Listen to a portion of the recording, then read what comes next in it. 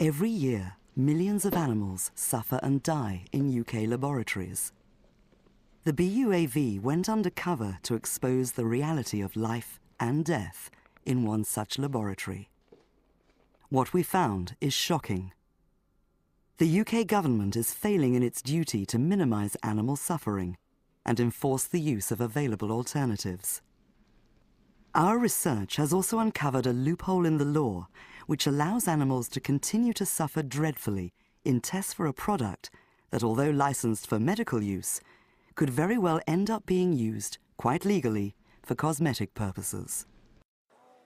Despite a UK and EU ban on the use of animals for cosmetic testing, the reality is that tens of thousands of animals continue to be subjected to appalling suffering and often a very painful death, largely for the sake of human vanity.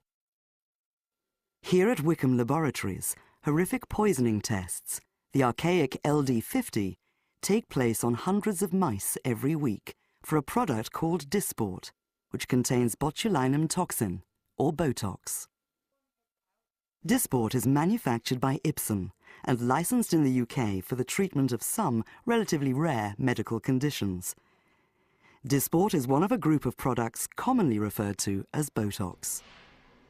Botox is now very often also used for cosmetic purposes, as a temporary treatment for facial wrinkles and lines. Ipsen may use different laboratories, but the LD50 Botox tests are always very similar, whatever the final use of the Botox. Few people are aware of the continual cycle of cruelty and suffering that is being inflicted in the manufacturing of every batch of Dysport and many other Botox products. The LD50 is one of the cruelest and most controversial tests carried out on animals. Mice are injected with the botulinum toxin into the abdomen.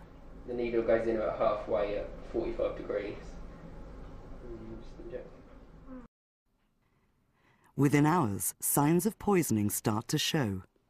Many mice have difficulties walking. Many also suffer increasing paralysis and difficulty breathing, and then eventually suffocate to death.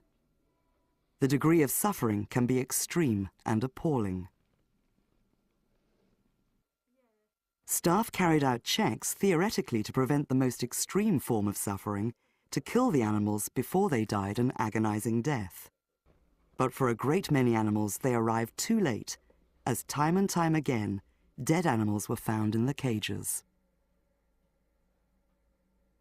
Any mouse considered unlikely to survive was taken out into the corridor and crudely killed on the floor, using a ballpoint pen to break the neck. New staff were trained to break necks on these extremely sick mice. I definitely broke her. Yeah, I definitely broke her back, so I could see it go. Shockingly, the backs of mice were sometimes broken instead of the necks, resulting in excruciating pain for the animals. Here, one member of staff failed to kill some of these mice by breaking their necks, and they can be seen writhing in agony.